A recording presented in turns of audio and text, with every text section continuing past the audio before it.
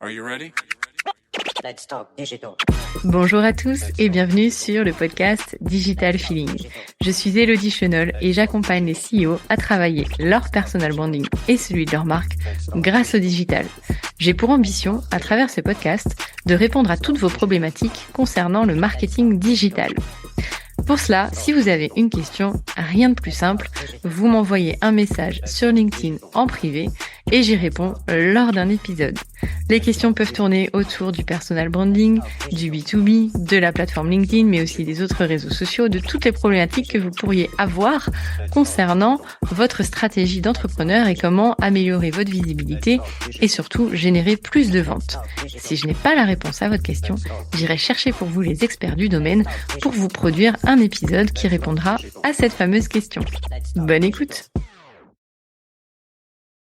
Bonjour à tous et bienvenue dans ce nouvel épisode de Digital Feeling.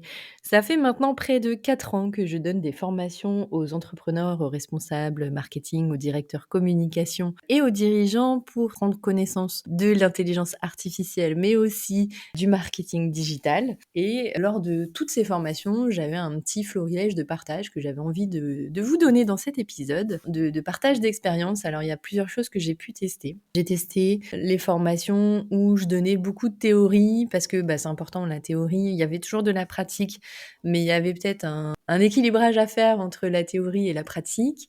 Et c'est vrai que là, j'ai trouvé une bonne solution qui a été validée par des clients hier. Alors évidemment, chaque formation dépend de chaque client. Les demandes ne seront pas forcément les mêmes à chaque fois. Moi, je travaille soit en direct avec des marques, soit via des centres de formation. Donc, quand on travaille avec des centres de formation, bien, on respecte les normes des centres de formation. Mais c'est vrai que quand je travaille en direct, j'ai plus de liberté sur mes enjeux pédagogiques et comment je vais faire aboutir les résultats de la formation. Dernièrement, j'ai donné une formation en copywriting, donc comment écrire des posts en fait efficaces pour obtenir des résultats sur les réseaux sociaux. Parce qu'en fait, je pourrais vous dire c'est que du LinkedIn et c'est que du B2B et c'est comme ça qu'il faut faire. La réalité, c'est que la technique de copywriting, que ce soit sur Instagram, Facebook ou LinkedIn, ce sera peu ou prou la même chose. Après, on peut vous vendre des formations différentes, puisqu'évidemment, chaque réseau social a ses spécificités. Mais si vous avez les bases de rédaction d'un bon post, après, sur Insta, vous allez plutôt générer des beaux visuels qui seront très bien léchés. Sur Facebook, ça reste un mystère, personne ne l'a résolu encore, puisqu'en fait, c'est un réseau social qui est en déclin. Et pour autant, c'est celui qui a le plus d'audience aujourd'hui et qui fonctionne encore très bien si vous intégrez les groupes. Et pour LinkedIn, on va plutôt favoriser un texte qui donnera de la valeur à son audience, c'est-à-dire partager des conseils, partager des retours d'expérience, partager des études, etc.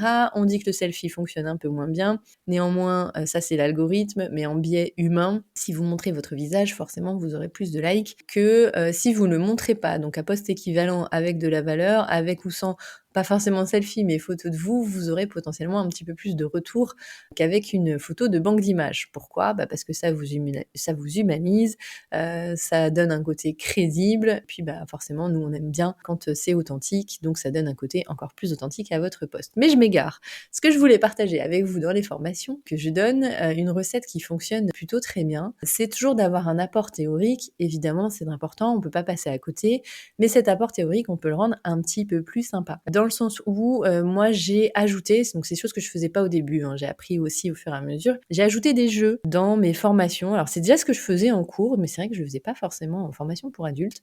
Quand je donnais des cours, j'organisais des burger quiz. Des fois je le fais en formation, des fois pas, mais c'est vrai que quand on annonce un burger quiz en formation, forcément les personnes sourient, ils connaissent tous l'émission de Alain Chabat, ils se détendent et disent ok, ça va être un moment sympa. Et puis il y a l'aspect aussi compétition, là on voit les compétiteurs qui sortent du lot. Donc c'est souvent très drôle et c'est souvent un bon moment. J'ajoute aussi des quiz via des forms, mais à scanner via un QR code, du coup c'est sympa, on a juste à sortir son téléphone et à remplir l'enquête ou le quiz. Et je fais, c'est nouveau, des do's and don'ts, ou des vrais ou faux. Notamment avec l'intelligence artificielle, de montrer par exemple des visuels qui ont été générés par l'IA versus des photographies d'humains. Et c'est là où dans mon post sur le hackathon, je vous parlais des étudiants qui ont eu un taux de 95% de réussite. Alors moi j'ai fait un test un peu similaire sur un site et j'étais à 55%. Donc je suis moins forte que les étudiants. Est-ce que c'est générationnel ? Je ne sais pas. Pourtant je travaille dans l'IA, donc il y a quand même des pistes, il y a des choses qu'on voit, mais les étudiants ils ont l'œil, ils sont redoutables et c'est très bien d'ailleurs parce que c'est eux qui seront le plus impactés contacter, en tout cas dans les années à venir sur cette thématique. Donc vraiment voilà, d'ajouter des quiz, ça vous permet en tant que formateur de tester aussi vos connaissances et puis de voir les connaissances de vos apprenants qui peuvent être parfois surprenantes dans le bon sens du terme et puis d'ajouter un petit côté ludique. Et enfin, dernier élément, la pratique. Alors la pratique, c'est pas forcément des études de cas. Moi, ce que j'aime, c'est que ce soit de la pratique opérationnelle. C'est-à-dire que si je fais une formation et que je vous dis de rédiger un post, que je fais pour certains clients qui me le demandent, mais si je vous dis de rédiger un post en disant voilà, super, j'ai suivi la formation d'Elodie Chenol, c'était génial, merci, j'ai apprécié, j'ai appris ça, ça nourrit ma marque personnelle, ça nourrit la marque de mon client, mais ça nourrit pas nécessairement les enjeux stratégiques de l'entreprise qui a acheté la formation.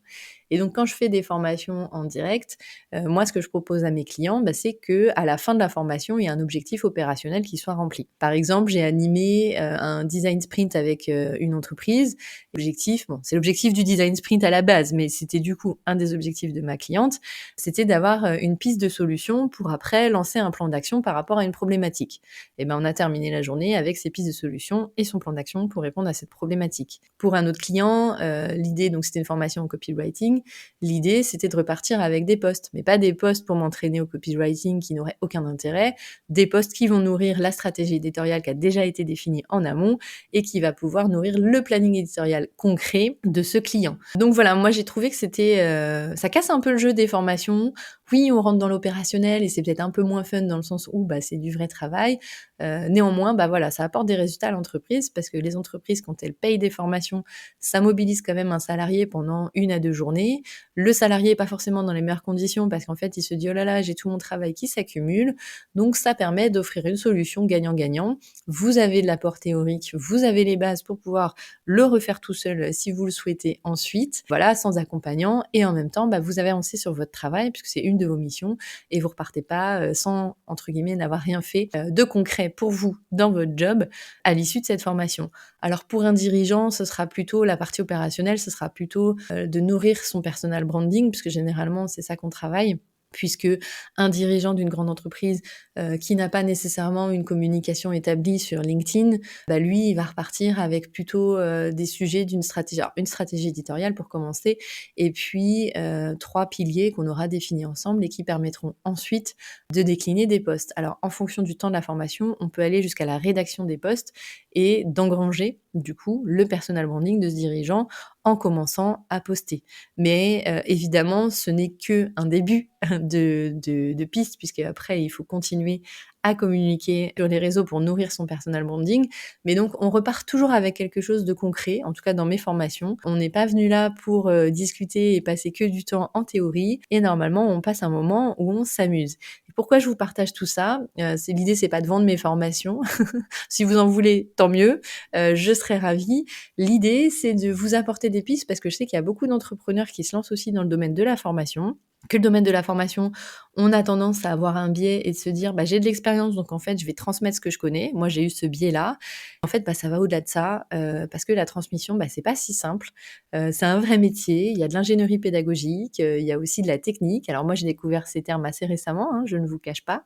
Alors je l'ai découvert dans les cours il y a quelques années, mais moi pour les intégrer dans mes formations assez récemment, si vous vous lancez dans la formation, mon conseil ce serait renseignez-vous bien sur quels sont les enjeux d'ingénierie pédagogique, quels sont les objectifs que vous voulez donner à vos apprenants à l'issue de la formation et qu'est-ce que vous pouvez apporter de fun dans votre formation pour qu'ils passent un bon moment. Voilà, j'espère que cet épisode vous aura aidé et je vous dis à bientôt.